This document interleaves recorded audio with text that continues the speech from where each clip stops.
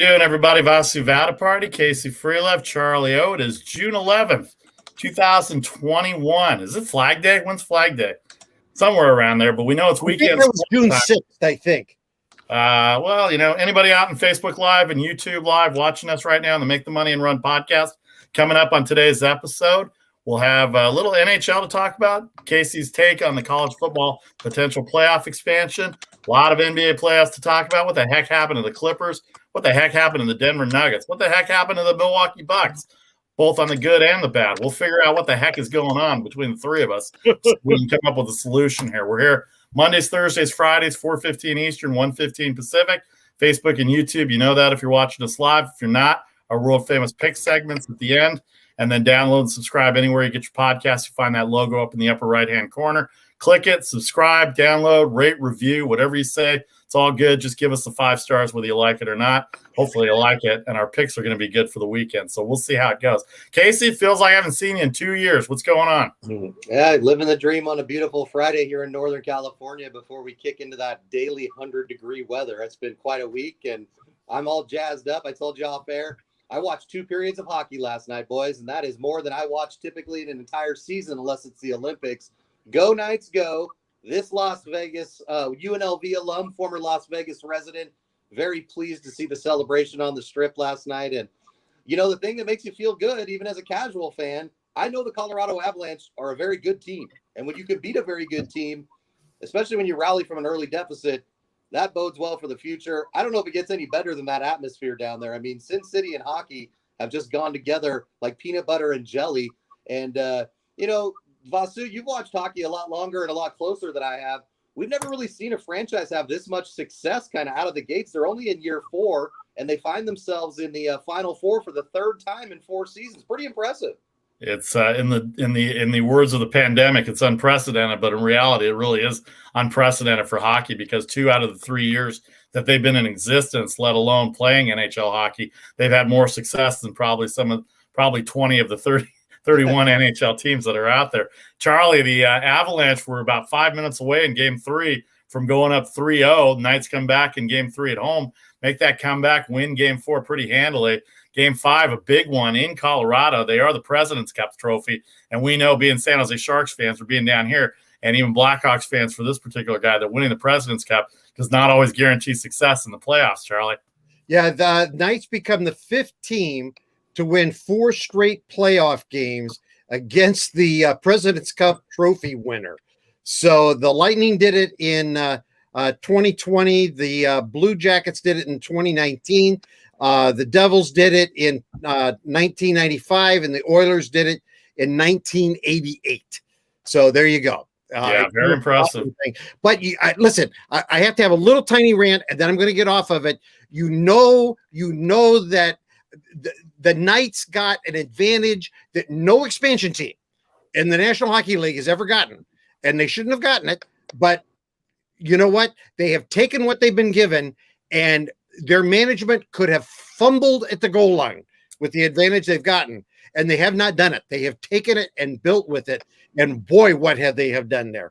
And the city itself has embraced it, and my hats are off to you guys because you've taken it and you've run with it, and you have taken what was a good start and gone to excellence. And I'm telling you, they're looking good because unless they just don't show up, they're headed to the Stanley Cup. No doubt about it. And we'll see what happens when the Kraken have their expansion draft coming up for next year. I don't know if they're going to start in 2022. I believe Seattle is going to get started. The Seattle Kraken will get going, and we'll have an even number of teams in hockey again, and all the divisions will be aligned. But as far as this year goes, the 4 different divisions, Canadian, they call them North, Central, West, and they were all sponsored. They're not our sponsors, so we don't have to say they're sponsors, but North, East, South, and West. But Vegas and Colorado ended up tied in points in the regular season. Colorado, by the tiebreaker, had the President's Cup. Vegas finished in second in that same division. They come out of that West division. They will play the Montreal Canadiens, as everybody remembers, down 3-1 to Toronto in the Canadian division. Again, unsponsored on our show, so who cares what they are. 3-1 down to Toronto. come back and win 3 straight. Carey Price looks like he's 27 years old instead of 34 or 35 years old. I didn't do the calculation, but his goals against must be unbelievable, especially after the sweep against Winnipeg. Not only did they come back 3-1 down, they sweep Winnipeg in 4 straight. And now they're the 1-4, 2-3, a semifinal matchup to get to the Stanley Cup, just as it is in college basketball. We're in the Final Four here. So Tampa Bay and Montreal will play. The Islanders, a big upset over the Boston Bruins. I'm sure people in Boston are very thrilled about that, knowing the Boston fan base of any sport there. The Boston Bruins losing 6 to the Islanders. The Islanders plus 550 on the Stanley Cup futures. And then Montreal plus 1,100. Then Tampa Bay plus 150 and Las Vegas the plus 110. Obviously, Vegas, Tampa Bay, the heavy favorites to go to the Stanley Cup. I'm going Tampa Bay. Casey's going Vegas. We've had 2 bets in a row each year between us, and there will be a lot of adult beverages. Hopefully it goes 7 so we can maximize our adult beverages, but I'm still taking Tampa, Casey. I'm guessing you're going to take Vegas. Yeah, I'd be pretty comfortable. The only thing I'd be kicking myself for was not betting them when you could get better odds earlier this year, because as you mentioned, the Avalanche were kind of the favorite heading into the Western Conference playoffs, I think. I mean, being the President's Cup, having the most goals and having the most successful regular season. But there's something about it. That's the fun thing about hockey. I mean, you mentioned Carey Price. It reminds you of back when Patrick Waugh did it with the same Montreal team in 1993. They had no good players. They had the best goalie in hockey. They won a bunch of overtime contests, and they hoisted the cup. So I guess it's still anybody's to win, but I feel like we're going to get 2 markets that you never would have thought would have hockey probably meeting up for the right to hoist Lord Stanley's Cup, and we wouldn't have it any other way. This is part of embracing the future, Vasu. You and I always joke on my radio show about how we're getting too old for all these rule changes, but new markets, fresh blood, and it's kind of cool. You got a traditional team in Montreal, then you've got the brand new blood with the Lightning are relatively new, and Vegas is brand new. All right, game 1. Go ahead, Charlie. And it's hard. You can't really put any history here in this series between Montreal and Vegas, because the last time they played each other was on Halloween 2019. Okay, so I mean, okay, all right, what does that mean? And all time in their series, Vegas is 5-1, and they've gone to overtime 3 times, and the Knights won all 3 of those. So, but again, when you haven't played since 2019, you can kind of throw all of that out. So it's really going to be interesting. I think this is kind of one of those, you feel out game 1 and 2, and then you jump in and start wagering. Vasu Vaddiparty, Casey Freelove, Charlie O, the Make the Money and Run podcast. Big weekend of sports, starting with the NHL. We usually don't start with the NHL, but since Casey's Vegas Knights started, I figure we give him a bone here once in a while since he's in such a good mood. Game 1 on Saturday afternoon, Tampa Bay minus 200 against the Islanders, 5.5. The total there, Tampa Bay with Vasilevsky. Their goaltender has been playing really well. They ended up beating Carolina 3-1 in their series. And, of course, the upset, the Islanders taking out the Bruins 4-2. Big underdog odds if you had the New York Islanders taking out the Boston Bruins. How you doing, Boston, today? Please tune into our show every week. And then Las Vegas on Sunday night, 255 versus Montreal. Las Vegas, the 1 seed, Montreal, the 4 seed, Tampa 2, and the Islanders 3, just as would be in college basketball. Montreal, 5.5 goals. 5.5 goals seems like a lot with Carey Price and Marc-Andre Fleury right now. But, boy, the way Vegas is scoring goals at the rate they're going. I know they had empty net goals last night, but still, 5.5 might be a lot for that game. I'm not sure Montreal can keep up scoring-wise. Hustle and grind people from Canada, they can chime in on this and let us know what they think about that, because they've only got 1 team to root for now, and it ain't their teams. It ain't Edmonton or Calgary or Toronto. I'm sure Toronto's very happy to see the Montreal Canadiens go in as well, too. How you doing, Joe Madden and Tammy Parsons? Love the show. No, Toronto is not happy. That's what I'm saying. I said I'm sure Toronto's really happy. Is it my accent? Did you forget my sarcasm voice there, Charlie, all of a sudden after 30 years? I thought maybe you had a stroke, is what I thought. Well, God forbid. Hold on here. We don't need to go there. We've got too much bad stuff going on there. Anyway, game 1. So, Casey, Las Vegas, Montreal. You've seen a little bit of Montreal. You've watched Vegas. 255. Is that too high for a game 1? It is for a game 1, especially considering how well the goalie that they're going against has played. I think if I had to play one out of all of these, I'd be most comfortable with Tampa Bay. My second choice would probably be the under. They set that 5.5. It's kind of like when they set it at 7.5 in baseball to kind of get you to think, because it's always such a damn difficult line to figure out. Typically those games end either 4-3 or 5-3 when you're talking Major League Baseball. So I could see this one being a 4-2 contest or a 3-2 contest. And I like Chuck's theory on that. If you're going to be playing playoff hockey, maybe let the series get a little flow, considering these two teams haven't seen each other and we don't really know what to expect. The one thing you can expect is probably excellent goaltending across the board, because also you mentioned the Islanders. They wouldn't be there without successful goaltending either. It's a fun thing. You got the Northeast, you got the Southeast, you got the far, far north with Montreal, and then the entire Western United States represented by Las Vegas. I think if you're the NHL coming out of last year's kind of quiet bubble-like playoffs, you got to feel pretty good. You're going to get eyes on this. People are excited, and I would speculate, maybe we talk about this next week, that ratings are going to be in a really good place. Ratings will be in a good place. Charlie, go ahead. And guys, one of the things that I appreciate about the NHL is that now I know that their overall audience isn't as big as the NBA and MLB, but they don't care that it's Montreal, Las Vegas, and the Islanders and Tampa Bay, because they're not locked into that it has to be LA, New York. I mean, I know the Islanders, but the Islanders are out on the island. They don't count them as New York. They're not in Brooklyn yet. One more year, they'll be in Brooklyn. You know, so they don't believe that it has to be one of the big four cities in order to be successful and to be a great Stanley Cup. And hockey fans don't believe that. And I really appreciate that about them. By the way, I just have to throw this in. Last night, Jimmy Fallon had a great bit.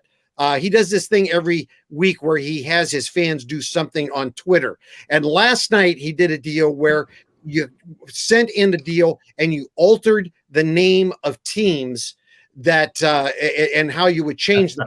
So the first one up was somebody sent in and you changed it, and they changed the name to the San Jose Loan Sharks. Well, I'm going to change Las Vegas to the Las Vegas Boogie Nights. There you go. Yeah. So very nice. Very nice on that. Well, it's going to be interesting. I'm rooting for Tampa Bay.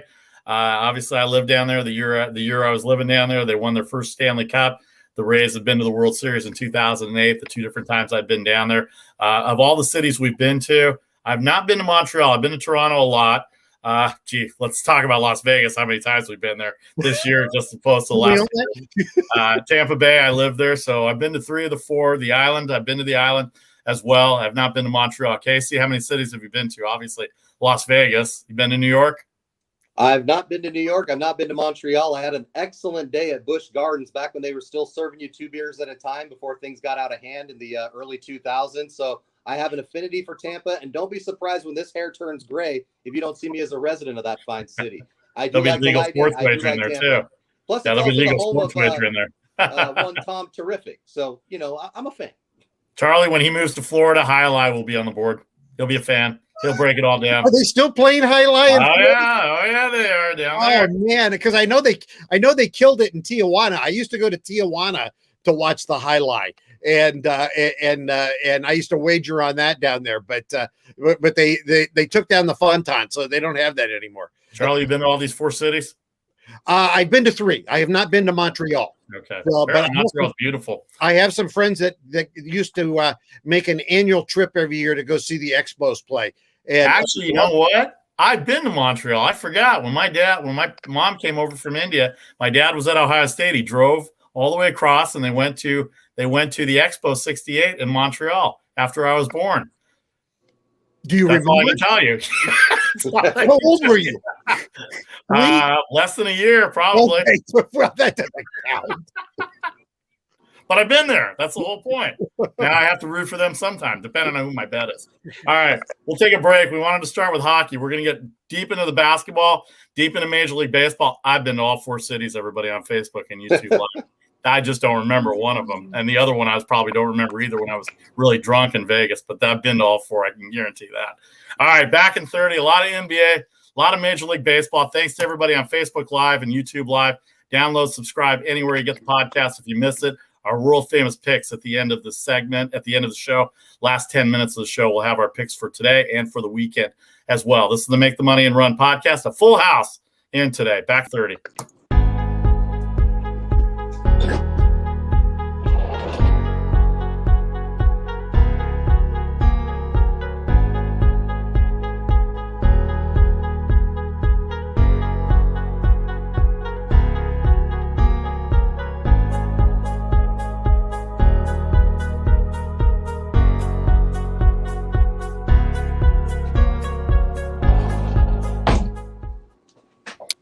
Welcome back to the Make the Money and Run podcast for Friday, June 11th, 2021. A full house as usual for Friday. Vasu Vaddiparty, Casey Freelove, Charlie O. Thanks to everybody on Facebook. We got some views out there today.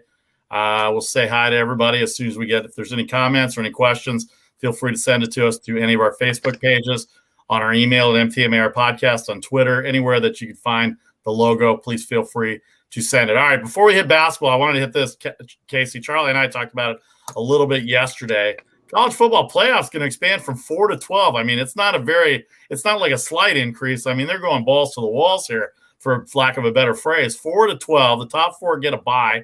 And I was under the assumption, and Charlie could probably answer it a little bit better.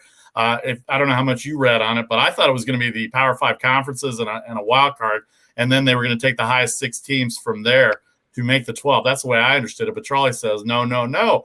So he's got to learn to read again. Apparently that's not the case, Casey. So what are your thoughts on the increase to 12? And then Charlie can kind of reestablish what the format is. Well, I mean, I'm all for more playoffs. I mean, I'm a fan of the team that's going to win many of these, so it's fine with me. Bring on all the teams you want. I think, though, you have to wonder about how this is going to affect the regular season. Does this mean perennial SEC contenders like Auburn, LSU, and Florida can't schedule these directional schools like they like to do, or the Citadel, or what other team has no business being down there playing them? Do you cut out that and just play a full conference schedule and then roll into this playoff, which is going to take some time to go through, as you mentioned, with 12 teams, even with the top 4 getting a bye? My biggest takeaway from everything I read yesterday, because I was engulfed by this story, is this little wrinkle where they're talking about Notre Dame being ineligible for a bye because they're an independent and they can't be a conference champion. Look, as much as we hate on Notre Dame and as awful as they've performed in every playoff they've been in, they're still the Fighting Irish. They have a powerful fan base. They are a good program, a top 10 program, not a top 5 in my opinion. But Chuck, that's going to be a problem with people in the Midwest, because they're going to be like, well, what?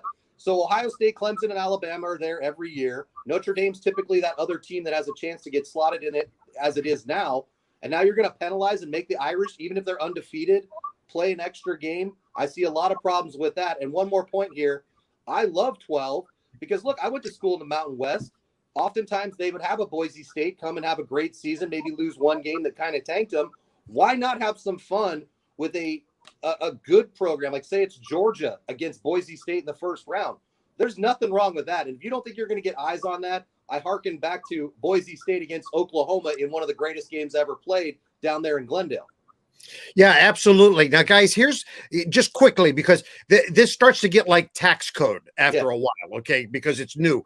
But I read that every night. It's a good mystery movie. Yes, exactly. It's how you go to sleep. The sixth highest ranked conference champions would go in. Okay, so that's all conferences. The 6th highest ranked conference champions would go in. And then the next 6 would be the highest ranked teams as determined by the selection committee. So then it would become like the basketball tournament. Okay, so then we can really argue. I mean, there's going to be some bar fights over those guys going in at that point going in. So that's how that would work. Casey, to your point about Notre Dame, I think ultimately what this becomes, the ultimate push to get Notre Dame in a conference. Yep. Because Notre Dame would get, I mean, you got to figure that they're going to be high ranked. They would wind up with a game at home in that wild card round, in that first round. So everybody at Notre Dame and in South Bend would love that, except it's going to be miserable weather, because the weather, they're in the snow belt, and you're likely to have terrible weather in South Bend that time of the year. But I think this is really what the College Football Alliance wants, is they're going to shoehorn them into a conference. Now, I think what the ACC wants is they want them to come in there. What football really wants is they want them in the Big Ten. Absolutely. Because that's really where they belong, because they're right in the heart of that. That has been where they've been de facto Big Ten for the last 50 years. But I really think that's what they're going to do. What they're trying to do by this is they're trying to force them in. By the way, the AD from Notre Dame was on the committee that put this all together. Right. So he knows that too. So I think this may be his excuse to finally say to the Notre Dame fans, hey, look, we don't have a choice. We've got to join a conference. Now, if I could take a quick shot here, by the way, don't get mad, folks, in 3-4 years when you've got a rematch of the SEC championship game in the national championship game. And I don't even think I'm overstating anything. Would you be shocked if it wasn't Alabama, Georgia part 2, or however it lines up, whether it's a Florida year or Jimbo's got Texas A&M playing better? Look, everybody knows this conference is head and shoulders above the rest of the country. It is the National Football League in college form, and you're going to have some people that are very upset. But Vasu, I think the thing we all like about it is we will get programs that we feel like probably had they, they're in that 5 hole where you're like, man, if they could have just got a bid, they could have made some noise. And that's good for the fan base, and it's good for the popularity of the sport. The only thing I worry about, and it's the NCAA, when it was 48 teams and then it went to 64, and then now because everybody's saying we're 65, 66, 67, 68, they added the 4 teams for the play. And I know it's all a money grab for the playing games, but now we're at 12. How many more years down the road where somebody's 13, 14, 15 going to complain and say that we're better than 1 to 12 from that standpoint? Now, I understood, maybe I misunderstood when Chuck said it yesterday, the top 6 conference ranked teams. That doesn't mean they're going to be the conference champions. That just means they're the higher ranked teams. So there could be some teams in each of those conferences that are going to get kind of out of it as well too. Am I reading that right, Charlie? That way? Yeah. What's going to happen is the 6 highest ranked conference winners will go in. Okay. So for instance, let me give you an example on that. The Pac-12, if that would have happened last season, the Pac-12 would have not had a team in the championship round. Okay. That's not shocking. Because I think what was USC 17th, I think. So there would have not been a Pac-12 representative, which puts pressure on them to step up their game as a conference. Right. Okay? And God only knows we need that. Okay, because that conference has been riding a donkey for a long time. So that's good. But then the next 6 teams would be basically at-large teams that would be selected by the committee. So again, and Casey, to your point, exactly, that could set up an SEC championship because if they work their way through, you could have that exact thing. And then we can have bar fights over it because, how did that happen? Well, that's what we want. That's exactly what we want. And that's what this sets up to be. Now, the other controversy is if you go through a conference where you have a conference championship, you could wind up playing 17 games. That's too much. And everybody's going, and I agree with that. It's an NFL schedule. These are college kids. Well, and Vasu, that's my concern. Right. That is my concern. You say you're committed to academics, and all of a sudden you're throwing these kids out, and you're looking at a 17-game schedule. I have concerns about that, and I think you have to look at the possibilities of cutting down that regular season. And then, Casey, that's your point right there. You may have to cut out some of those directional school games early to be able to make that possible. I mean, you may well have to cut down to a 10-game schedule in the regular season to make that more reasonable for the kids. Casey, last word on this? Yeah, just want to point out, think back to some of the special teams. Colt Brennan's Hawaii Warriors, rest in peace, Colt. Think about Alex Smith at Utah. Think about the Pittsburgh Panthers when they made it into the what was then the BCS.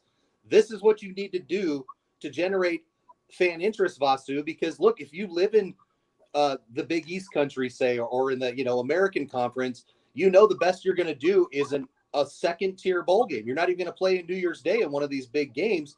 Give our little guy a chance, and the big boys aren't going to be afraid to play him, but it's going to make it right for one of those upsets, because I can't watch college football bowl season without watching Ian Johnson and the Statue of Liberty and literally getting chills, because I remember exactly where I was at that moment in time, and it just makes for amazing theater. And as much as we say it's all about the academics, it's also about entertainment. One good thing about that, and last word on that for me, is that one good thing is that you don't have to worry about losing a game early in the year and having it affect you later in the year. So that's going to be huge too. All right, before we go to the NBA, let's say hi to Robbie. He says, "Let's go." Hey everyone, thanks Robbie as always. Have a good weekend. Hopefully you're doing well. Tom Pabst out there as well too. He says it's going to be Vegas and Tampa. He's a big hockey guy. They're big Sharks fans. He and his brother Richard, friends of mine. Vegas wins the cup according to Tom, and also liking our post, Tom, as well as David Ferguson. So we appreciate everybody on Facebook Live and on YouTube Live as well. Right now, again, download and subscribe if you missed any of it. All right, what a night in the NBA.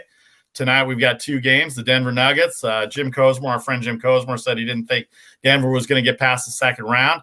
And based on the way they played the first 2 games, they probably will not get past the second round based on how these games have gone for the poor Nuggets. Jokic, the MVP, he looked tired the other night. I think the team looked tired a little bit. That was a tough series with Portland, Casey. They're down 0-2. They host Phoenix for game 3. They're still a favorite tonight. We'll get to the lines in a second. In fact, we'll put that on the ticker right now at the bottom. Denver down 0-2 to Phoenix for game 3. Sixers and Hawks are 1-1 after that awful game 1 defensively for Philadelphia.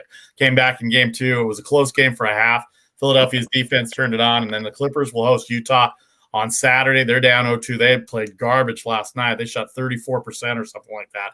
And then Milwaukee and Brooklyn, it was 1985 all over again, Charlie. 86-83 for a 237 total over and under game. 86-83. Not good shooting, flat shooting. Everybody looked tired. Giannis finally did what he was going to do, Casey, as far as driving to the hole, feeling and dunking on people, which is what he's good for. But you got to foul him. You got to put him on the free throw line. He's still having trouble on the free throw line. Where do we go from here with the Utah 2-0 and Brooklyn 2-1 before we get to tonight's game, Casey? As we let me start with the Bucks. That's the most disappointing win that I've seen in the playoffs so far. You're up 30-11 after the first quarter, and you let Brooklyn storm back minus James Harden. Harris is in foul trouble the entire second half. He's missing open shots as well. And you still only eke out an 86-83 victory because Chris Middleton, basically hit some free throws that you need. Giannis isn't the problem. This is the same problem that we've seen with this team. We talked about it in the preseason. They've only got one star. I mean, you could try and say Chris Middleton is a star, or you could try and say that they've got other great talent around them, but I'm just not seeing it at this point, Charlie. I think that the Nets are going to maybe win the rest of these games, and if James Harden comes back, there's no way they're not going to. I don't know. Something about Milwaukee just is off. I feel like they are slotted right now to be the perennial third best team in the East for many years to come, because I fully believe that Brooklyn and Philly are better. Now, as far as what to expect when they get together on Saturday, or is that's going to be on Sunday? They're going to be Sunday. Sunday morning. Sunday. You've already got Vegas realizing that Brooklyn's covering these spreads. Bottom line, I know it was a push last night, depending on when you bet it, but I bought a half. Yeah, if you got the hook, you're good. But Brooklyn's already a 1-point favorite on the road in Milwaukee. That should not be the case in the semifinals of the Eastern Conference. And I don't know. Brooklyn is that team that if you don't like them, you hate them. They're kind of like becoming like the Yankees or the Cowboys or the Lakers or something, because people are like, damn, they've got all this talent. They haven't even all played together, much like we talked about in the regular season. My point, Chuck, in this particular series, Brooklyn's best basketball is still to come, and Milwaukee just can't keep up with that. I'll be surprised if the Bucks pick up one more win in the series. Casey, I'd be hard-pressed to make an argument against that. I mean, last night you had 2 players for Milwaukee score 79% of their points. Okay? You cannot win a series playing that way. And I don't see anybody else really stepping up to cover any more points for them than that. They were going downhill. If that game would have had another 5 minutes left in that game, they would have not won that game. I think the Nets should be ashamed of themselves because they should have won that game last night. They really should have. And it's not because they didn't have Harden. They just didn't play up to the par that they should have. And the fact of the matter is, they came close to tying that game. And if Durant would have had just a little better look, they would have tied that game. So Milwaukee should have never let themselves be in that position. And, if they hadn't allowed that game to become such a flashback, I was looking for Doc Brown and the DeLorean on the sideline, because, what was that game last night? I mean, It was 1985 revisited with all the bad shots and the physical play. It was just terrible to watch. But if you had Brooklyn plus, it was 3.5, about 3 o'clock West Coast time yesterday. By the time it got to 4 o'clock, it was +3. And I said, I like Brooklyn in the game. I'm going to buy the half point. And sure enough, one of my smarter moves of 2021, not very many in 2021, but that was one of my smarter moves to take the 3.5 and watch that thing go down and watch Milwaukee almost go up in flames, down 3-0. And I agree with you, Charlie. I think they should have won the game. I think they came back. The fact they only got 11 points in the first quarter, and they made it I want to say a 3-point game or a 4-point game at the half. And then it was a 1-point game at the third quarter. And then it ended up 3 based on Chris Middleton's free throws. Go ahead, Casey. Just one more point, guys. Not that he needs more appreciation, but to watch Kevin Durant at the highest level, there's almost no words. I mean, I love his game. I dislike the way that he's navigated his career, and that's okay. You know, he went for the money. He got the championship. But, I mean, Charlie, it is literally almost, I don't want to say Jordan-esque, but you look at the Bucks, you're like, there's not one guy on this team that can guard him. And if he wants to do what he's going to do, if Harden's there or not, he's like, I don't care. I'll pick up the slack. And then when you add Harden those extra points, it's just this is not the team that's going to be able to stop him. There's one team left that can stop him, and I know we'll talk about that series in a little bit.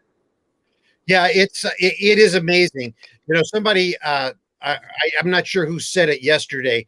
You know, Durant probably won't win an MVP from here on out the rest of his career because he's at an age where he probably, you know, he's probably going to become a 60, 65 game a year player from here on out because he's smart enough to know that where they need him is the playoffs. Well, he's healthy, he's happy, and he's ready to play, and he's making it count right now in the playoffs. We'll see how they start to value the regular season again. If I read the news today, they're going to restart the season back in October and get back on a normal schedule. So October to April, maybe that helps out with this load management. You don't have to impact 4 games in 5 days like they did before. So the NBA games tonight, before we get to break, let's break it down a little bit. Philadelphia 1.5, according to the latest odds, 224.5. I had the over the other night at 224. Did not get there. They were low scoring in the first quarter. Second quarter, the halftime score was 112 from the over-under standpoint. And Philadelphia had a big lead, let Atlanta come back a little bit. Atlanta's got good shooting. Bogdanovich has played well this series, as has Trae Young, obviously. But they've got Capella. I think Capella has actually done really well. I think he's neutralized Embiid a little bit because Embiid will get his points. But Clint Capella, very underrated center. He blocks shots, and he can run up and down the court with anybody in the league. So 1.5, 224.5 for Philadelphia. Denver down 0-2. They obviously need this now. 1.5, 223. The over-under. Phoenix's defense is really good. I'm kind of liking the under in that game, but I'm not sure if Phoenix will win. This will be Denver's shot. It could be all or nothing tonight. Well, it is all or nothing for Denver tonight. And then tomorrow, the Clippers are tomorrow night, 4 and 223. They need that game, obviously. Utah without Mike Conley the first 2 games. I'm not sure if he'll be back or not, but Joe Ingles has played pretty well in that starting role. And Clarkson, the only guy to score off the bench for Utah, and what a game it was. And then the aforementioned Brooklyn -1 on the road, 229 after being a 3.5-point underdog at home. I'm sorry, Brooklyn will be at home. No, they're at Milwaukee. That's right. They're at Milwaukee. Brooklyn, a road favorite at -1, 229. Basically, I think that line, Casey, came up from the fact of how fast Brooklyn came back in that game yesterday against Milwaukee. It's exactly it. And they know that the public is cashing money on the Brooklyn Nets, and that wasn't supposed to happen. They've definitely gotten their revenge with these unders because I'm sure all 3 of us were chuckling as we got to halftime last night, realizing this total was in the 230s. Get the hell out of here. This game is going to be garbage time, low scoring, and that's exactly what it turned out to be. Let's focus on the other game going on. We were just talking about the Suns and the Nuggets, Chuck, because there's a lot of problems in Denver. Obviously, not having Jamal Murray is like not having the second best player on your team, which is a problem. Michael Porter's back issues have plagued him all the way back to when he only played a couple of games at Missouri and basically knocked himself out of being a top 5 pick. He looks like he's struggling a little bit as far as his health and maybe the wear and tear of the season. Tonight, though, I do expect Denver to play their hardest fought game of the playoffs. And here's the reason why. Jokic is going to be awarded the MVP trophy. They're in Denver. The crowd is going to be in a frenzy.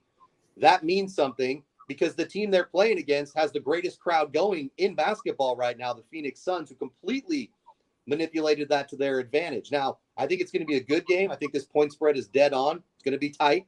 I think Denver has a chance to win this one tonight. But as far as the Phoenix Suns, I mean, all three of us have been on this team since the bubble reopened last year. They love their coach. His mind, as far as the way he's rotating in personnel, unparalleled right now as far as anybody else coaching in these playoffs. And the fact that Chris Paul isn't at 100% shows you how dangerous, Chuck, this team could be. I mean, we could be looking at the Western Conference champions. They're that good right now. Yep. Here's what I got to say. 26-1. 26-1. 26 assists to 1 turnover. Chris Paul. I mean, I'm a bit Jerry Reynolds, who was the color analyst for years for the Kings broadcast here in Sacramento, and at one time was the coach of the Sacramento Kings, taught me to watch assist to turnover ratio. He said it's the most underrated stat that people watch. And he said, especially with guards. And he said, you got to watch it because that's going to tell you what's going on. 3 games, 26-1, and I'm going, wow. Or 2 games, 26-1 is that ratio right now with Chris Paul. And I'm going, okay, here we go. That's it. There we go. What more do you need to know? The guy is on flipping fire. And when you got a player who is that hot, you ride those coattails for as long as you can. And the rest of the cast is on fire too. So that Ayton, I mean, did anybody think that Ayton was going to be who he is right now? Not this fast. The guy was ho-hum his first year. Then he was injured, and everybody's going, okay, well, here's a number 1 bust. And not that he's going to be MVP, but all of a sudden the guy's starting to pay off. And I don't think it's any fluke that Chris Paul's there helping this guy because they're setting him up. Booker's starting to play, and that's helping to set him up. Guys, I'm in love with this Suns team. I just love this Suns team. I think I am too, because the fact is they were so underrated against the Lakers. And sure enough, they take him out in 5. Obviously, Anthony Davis being out had a lot to do with that. But they were like 3-1 underdogs in that series. And then here they are with Denver getting into the series. They were clearly the favorites because Denver was injured, and Denver's probably reached their limit anyway. But Casey knows, and we've talked about it off air too. I've touted Chris Paul all year. This team would not be where they are without Chris Paul. They've got everybody back from last year without Chris Paul being that glue to get them together. This is not a number 2 seed, and possibly could have been a number 1 seed had they won a couple more games down the stretch where they lost and some of the injuries that took place. But they're back, and they've got Denver. It won't surprise me if they win tonight, but I bet the defense comes out. I bet the defense comes out and shuts Denver down tonight, and I think the game will go under. They may lose the game, but it's not going to be a 112, 110 game tonight in Denver. I just don't think that's going to be the case. All right, last couple of minutes here. Let's hit LA, Utah. Let's hit Philadelphia, Atlanta, since that's the game tonight. Philadelphia 1.5 at Atlanta. You think that was a real Sixers team, Casey, that came out on Tuesday night defensively? They sure look good for 3 of the 4 quarters against the Hawks. I think really throw out the first half of the first game, and this is what the Sixers are. They're the best defensive team in the Eastern Conference, which makes that potential looming matchup against Brooklyn so intriguing because you got the best offensive team. That oftentimes leads to a lot of fun. Real quick before I give the thoughts on this particular game, guys, I want to get the series odds out there. If you're live betting, if you're in Vegas, any place that takes bets, right now that series still pretty close. Philadelphia is a minus 235 to win the series. Atlanta will bring you back $1.95 if you want to go with the team that's down before tonight's tip. The Suns are a 9-1 favorite to win their series. Don't touch Denver. They're plus 5.5 if you want to feel feisty. Bucks and Nets, this is the one that I think is the most interesting because Brooklyn right now, as of today, is only minus 360 to win that series. That seems to me like if I had an extra $3,600, that's just $1,000 that Nevada's waiting to give me if I want to go up there and bet it. Plus 280 if you want to go with Giannis and company. Then finally, the Jazz 6-1, minus 600 to beat the Clippers, who will get you back plus 400. So that's just kind of where we sit heading into tonight and the weekend slate ahead. Back to the Hawks and Sixers. Look, it's the Trae Young show. If Trae Young does Trae Young things, then the Hawks will have a chance. The thing, again, we talk about teams playing without their best talent. You've got to think that, having Embiid in there and healthy is going to be a big difference maker. The Sixers have other guys that can score. The biggest question I have, Charlie, I noticed the whole country, when you get into hack-a-shack, and by that I mean hack-a-Simmons in the fourth quarter, because Ben Simmons is the most awful free throw shooter we've seen since Shaquille O'Neal, that's something that they're going to have to figure out. I even could see a scenario where Doc Rivers has to pull him at different ends of the court because they're so worried about his inability to make shots when it matters. And you've got to think, as we progress through the playoffs, there aren't going to be a bunch of double-digit wins for anybody. These are going to be crunch time things. And you talked about Jerry Reynolds' take on assist-to-turnover ratio. Well, what else is one that Jerry probably would point out? Do you make your damn free throws or not? If you make your free throws, you win close basketball games. Yeah, absolutely. And Casey, I think your point there of Doc pulling him from end to end, I think that's I can see that scenario quite easily, because if I'm Nate McMillan, of course I'm hacking him. If it's a close game, you better believe I am, because you can win and lose that game in the NBA at the free throw line. I mean, you can lose any basketball game that way, but particularly in the NBA because the free throw shooting's so bad. And Ben, at this point is horrible. I mean, the guy's got to hire himself a coach, to learn how to do that. And guys, the one interesting little kind of tweak that's in this game tonight is that the Hawks have the second best home record in the NBA since Nate McMillan took over back in March. They are 19-2 at home since McMillan took over as coach of the Hawks. Now, I don't know how much that factors in to this game tonight, but I just put that out there for you to put into your head as you try to rattle that around and make your decisions on how you're going to wager. Charlie making everybody's mind blow up here in terms of what they're going to take tonight now, so we appreciate that. Now I got to look at it again. All right, we'll take 30. Thanks to Vinny G out on Facebook.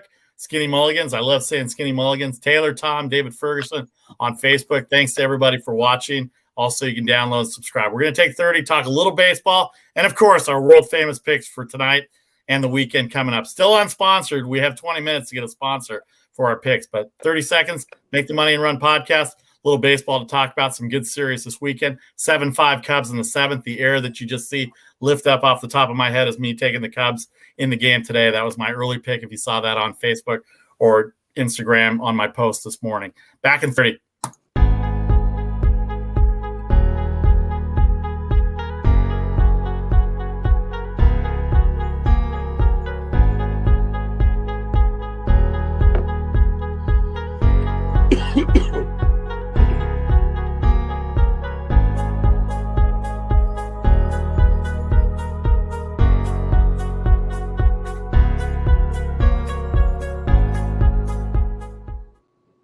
Welcome back to the Make the Money and Run podcast. Vasu Vaddiparty, Charlie, O, Casey Freelove.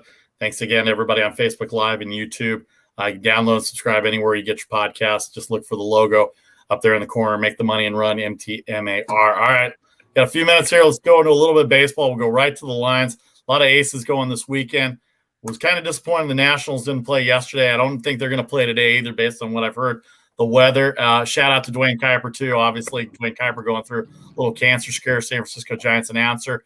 Big fan of his, the Bay Area. Very popular. He and Kruko. Some of those bad years, for those of us in the Bay Area, some of those bad years are the best thing of those broadcasts, watching those teams and some of those bad years. The World Series is kind of taking that off. But Max Scherzer, 170 against DeSclafini tonight if they play. Charlie Morton, a slight favorite at Miami. The Marlins are very tough on the Braves at home. Jacob deGrom. We've talked about Jacob deGrom ad nauseum. He deserves every accolade. 160 against those Padres who lost 2 out of 3 at home. Again to the Cubs. Charlie, they're not very good, I'm telling you. Cincinnati 195 versus Colorado.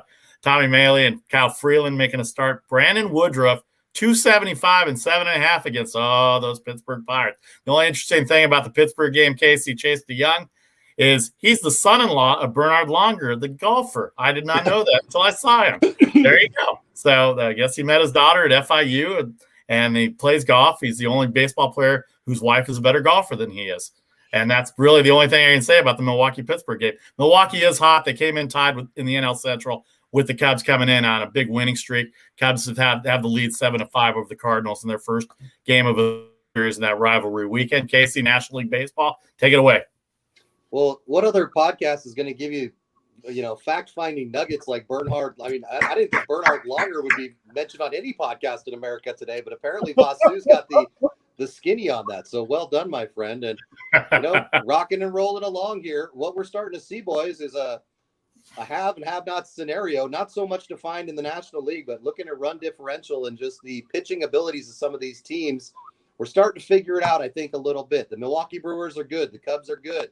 The St. Louis Cardinals are good as well. So that is something to keep an eye on. Those Giants who you just referenced, Vasu, they just keep rocking and rolling along. I mean, I've even had people come up to me. I had a conversation yesterday. A guy I'm talking to, he's like, who are these guys? Like the Indians, basically, in the movie Major League. It's like, what is going on with this San Francisco team playing very good baseball? And rather than just deep dive into each game, so we don't have much time left here, Charlie, I want to get your thoughts on Pete Alonso. Basically saying that Major League Baseball is juicing balls to free agents. We've got that on the heels of this substance that reminds me of the 70s Oakland Raiders kind of making its rounds. Garrett Cole embarrassing himself at a press conference. Josh Donaldson looking like a bad guy. I don't know if this kind of negative attention is what we want headed into a big weekend of baseball, but I think this is going to be an ongoing theme the rest of the year, Charlie. What is going on? Can baseball decide if they want to be a home run hitters league, a pitchers league, or is there any way to find their way back to the middle there? Because as a fan, this stuff is more intriguing than some of the play that I've watched this week. That's all I'm saying. Well, interesting, Casey. I said yesterday to Vasu, I'd be very, very careful wagering right now on totals in baseball because, and this is purely anecdotal, but if you watch this week, all of a sudden run totals. Now, Vasu made a good point. We are getting more into the season, so batters are getting a little better. We've got a little better read on hitters, with all of the charting and everything else that we've got, we know a little more about them. But I'm telling you, the sticky stuff's coming off a little bit, everything else, and they're getting a little more read on this. The bottom line is baseball better get a handle on what they want to do. And I'm going to tell you what they want to do. They want home runs. They want hits. They want runs, because I'll tell you who wants that. Younger fans. Younger fans do not appreciate no hitters. They don't appreciate 1-0 games. I do. I grew up with that. You know what? I am not the future of baseball. Even though I've been watching baseball for, oh God, this is scary. I've been watching baseball for 125 years. That's my guess. Yeah. I mean, there were dinosaurs when I went to the first game. They were in the parking lot. But I'm not the future of baseball at all. And the younger fans like offense. The NBA figured it out. They put in the 3-point line, and now the NBA today isn't what the NBA was when I was a kid. And you know what? I don't care. I love the NBA today. The NFL isn't what it was when I was a kid. My favorite player when I was a kid playing NFL was Jim Brown. He ran the ball. Jim Brown wouldn't be a star today because he didn't catch the ball. He ran the ball. Okay. It changes, and MLB better catch up with it, or they're going to be hockey. Okay. They really are.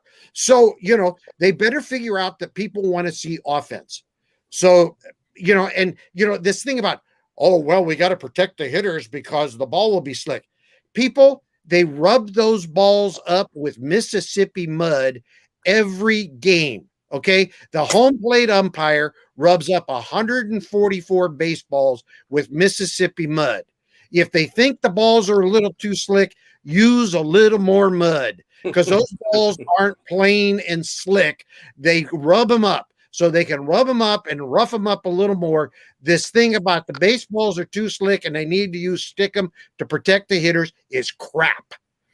All right, Vasu Vaddiparty, Casey Freelove, Charlie O, the Make the Money and Run podcast. National League games we talked about a little bit. The American League, Tampa Bay is still leading baseball with victories. They've got Baltimore in for 3, so that win total should go up. Keegan Aiken for Baltimore. Chicago, Lucas Giolito, they lost to last weekend to Scooble. He's a $1.59 favorite on the road. The Indians and Mariners, good matchup. Cleveland 4.5 back of the White Sox. Seattle in 3rd place in the AL West behind the Astros and the A's. How about the series the Astros had in Boston? I know they lost yesterday, but those bats are coming alive. To Casey's point about only 13 teams of the 30 are 0 or plus in run differential. Offense is still not there yet, but strikeouts, walks, and home runs are creating some of that offense, but they need to step it up. 9.5 the total in Boston for Toronto with Garrett Richards and Ross Stripling. Based on the last 2 days, 9.5 ain't going to be enough tonight, guys. Houston and Minnesota. Yeah, Houston and Minnesota. Urquidy and Bailey Ober, a switch for Matt Shoemaker at about 11 o'clock West Coast time. Bailey Ober, the rookie. Heralded rookie for Minnesota, $1.40 for Houston, 10.5 the total. And then we've got a couple of more American League games to go to. Oakland, who lost last night to Kansas City. Charlie called that with Montas. I'm not a fan of Montas. $1.29 against Brady Singer has been pretty good for Kansas City. The Angels have Ohtani going in a National League Park, so he's going to hit tonight at Arizona against Merrill Kelly. And then in the Interleague, who's laying 320 on the Dodgers tonight against the Texas Rangers? 7.5 the total with Clayton Kershaw and Fulton Evans.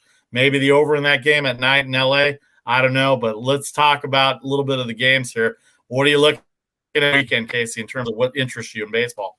Every year, the Dodgers have a game like this where the line is so insane that you almost have to bet the Rangers run line and just figure LA will win by 1. I think of a game against the Braves a few years ago when I think it was Bud Norris pitching for Atlanta when he was having some real struggles. And he was a plus like 280 against Kershaw. That game ended up being a 1-run 4-3 victory for LA. So my advice, as I give every week, if it's over basically 200, you probably don't want to be messing with it because it's too hard to make up those units with your bankroll. Either way, though, fun to watch Kershaw play. The Dodgers are rounding into form. They're 19-10 at home. Texas, the second worst road record as far as I know, 9-23 away from that brand new beautiful ballpark. So I'd stay away from that one. Look, the A's are hot. They've still won 6 out of 8. They're on a 9-game homestand. They swept the Diamondbacks in that 2-game set. And I think Cole Irvin is kind of an X-Factor type pitcher. I don't really even know where to slot him as far as what I think of him. You know, it could be a bullpen game is my point there. So I think that's a decent series as well. Astros Twins, the reason I might shy away from a minus $1.40 on Urquidy is because I don't know much about Bailey Ober. I haven't watched him throw. And typically it is a favor to the pitcher when going against batters for the first time. And let's not forget, Astros and Twins, Chuck, don't play each other that often. So it's not like Houston even really has a feel for Minnesota in general. And the Twins have just been mired in such mediocrity and arguably the most underachieving team of the season. They're one you got to stay away from a little bit. Yeah, and all of a sudden they came on fire with the bats. You know, yesterday they came roaring back in the bottom of the 9th inning and beat the Yankees. You know, I mean, Josh Donaldson finally had his big game. It only took him 60 games to get there, but he finally had his big game. So yeah, I agree with you. I don't think that's a game I would play. No doubt about it. All right, lots of baseball going on. We'll review the weekend. I'm looking forward to some of the aces going this weekend. DeGrom and Snell tonight. The total 6 in that game. Scherzer. Interesting stories about Max Scherzer. Too many to tell right now. It may go tonight, depending on the weather. Lucas Giolito, Ohtani, Kershaw, all go Friday, and then weekend matchups. Kevin Gausman has really turned his year around as well, too. 7-0. One note, the doubleheader for tomorrow will be a 7-inning game. Not happy by my network as far as the Nationals and Giants go. So you may get 2 games for the price of 1 tomorrow around 7 Eastern, 4 o'clock, depending on how fast that 7-inning game goes. If it's an hour and a half, get ready for Cubs Cardinals in about the 3rd inning at 6-6 at Wrigley. Yes, that's basically the way it's going to go. I'll be there. Red-eye flight tonight. All right, world famous, unsponsored. Come on, sponsors, let's get with it. Pick segment on Make the Money and Run, our Friday picks or weekend picks. Casey, I'm going to start with you. We haven't seen you in a while. How your picks doing, and what do you got tonight and over the weekend? Well, a rousing 2-2 on the week. So, hey, at least I didn't lose you money, I guess. I've had better weeks, but I'm feeling pretty good today. Look, the public's all over the Hawks plus 1.5. Charlie laid out why you want to be careful about this series, but I am going to ride with the Sixers. I feel like they're rounding into form. They're getting healthier, and as long as they figure out that they do have to pull Ben Simmons, then they're going to be okay. That's the bottom line in situational basketball. So give me the Sixers. It was -1 when I got it. It's up at 1.5. I'll take it anything under 2, in my humble opinion. Ohtani in the desert tonight in a National League Park, meaning he's going to pitch, he's going to hit, and the Angels are going to win. Because I watched the Diamondbacks play the A's. That team is, wow. I wish we would have known before the season just how horrific they were going to be, because we'd be making a whole lot of money betting against them. Give me list of pitchers minus $1.35. Dodgers, Rangers, under 8. I'm telling you, 4-3 is going to be the final. LA will win you your minus 320, but Texas will cover the run line. So give me the under 8 there. And then tomorrow, look, it's do or die for the Clippers. They actually can shoot free throws. They've underachieved through this series. I'm taking them on the money line minus $1.80. Still unsponsored, but let's give them winners this weekend. All right, I went 2-1 yesterday. I won the NBA and I lost stinking Astros. Every time I pick the Astros, they kill me. Which is another reason why I hate them. So, but here we go. In baseball, Colorado versus Cincinnati. I am never taken unders in Cincinnati. You know that. It's a bandbox. I've been there. It's summer. It's humid. Go the overnight. In the Philly-Atlanta game tonight, I got Philly minus 1.5. I think they're on a run. And again, I agree. If you pull Simmons late so he doesn't have to go to the free throw line, I think they're on the run. I think they're headed in the right direction. Phoenix game tonight. I'm going the underdog. I'm taking them plus 1.5. Even though I have my bromance with Michael Malone, I'm riding the Suns train, man. No doubt about it. All right, one little adjustment for me here on my picks. One thing about the baseball tonight, it's going to be very interesting to see some of the aces go this weekend. I love watching deGrom pitch. Blake Snell, we'll see if he implodes. I'm still not a fan of the Padres, that made-up rivalry that they have with the Dodgers. It's a Dodgers-Giants rivalry. People in San Diego. Hello, Tony Russo. How are you doing? Can't wait to visit you guys next weekend. All right, still unsponsored. Adjustment here for my picks. On with the New York Mets and Jacob deGrom tonight. The over-under 6, a little low for me, even in today's baseball, even though deGrom will probably win 1-0. I joked, Casey, with Charlie yesterday. deGrom's ERA 0.62, 5-2 record of his ERA was 0.82. His record might be 2-5 based on how many runs they get scored for them. Tampa Bay minus 172. They got Baltimore this weekend. They should be able to add 3 wins to that already best record in Major League Baseball. Washington Nationals, if they play, whenever Max Scherzer pitches, the stories on him are legendary. I heard Bob Carpenter, the TV announcer, talk about his routine and what he goes through. Young pitchers should learn and watch what he does in the bullpen, side sessions, everything. It was really a good story to listen to. Minus 170 against the Giants. It wouldn't surprise me to see the Giants win. Depends on when he pitches. And can you imagine if they have that game and they reshuffle the rotation to see Max Scherzer and Kevin Gausman go up against each other? That might change my mind a little bit. So we'll see how the rotation goes if they don't play tonight. But as of right now, it's DeSclafini and Scherzer for tonight. The Toronto Blue Jays, Boston Red Sox, runs galore in Fenway. It's warm in the Northeast. It may be raining, but it's warm, and the ball's flying at Fenway after the last 2 days. Over 10, Ross Stripling, Garrett Richards. Let's go 5-5 in the first inning. I could already see that happening. Philadelphia in the NBA minus 1.5 over Atlanta. I think Philly's defense is too good. I think they figured out how to shut down Trae Young, but you got to keep Capella off the boards. You got to make sure that you get him up in the air. You can't let him block shots and take it. Phoenix, Denver. Phoenix defense too good. Don't know if they'll win the game tonight. Denver's backs up against the wall. Under 223. Tomorrow night, I just cannot buy into the Clippers after watching the last 2 nights. I took the Clippers the first 2 days, and I do like the underdogs, but I'm going to take Utah +4. Mike Conley should be back tomorrow night, Game 3 primetime. Utah very underrated by everybody in the media and by the fan base. Nobody knows who they are. Doesn't mean they're not good. And I think they can take the Clippers tomorrow night +4. All right, with a minute to go, thanks to everybody on Facebook Live, YouTube Live. Missed any of the broadcasts, including our world famous picks. Download and subscribe anywhere you get your podcast. Look for the logo up there: Apple, Spotify, SoundCloud, iHeart, Google Podcasts, anywhere you get them. The French Open this weekend, we'll talk about that on Monday as well, too. For Vasu Vaddiparty, Casey Freelove, Charlie O, this is the Make the Money and Run podcast for Friday, June 11th. We will see you on Monday at 4:15 Eastern right here on Facebook Live and YouTube Live. Have a great weekend. Enjoy the games, and we will talk to you then. Take care, everybody.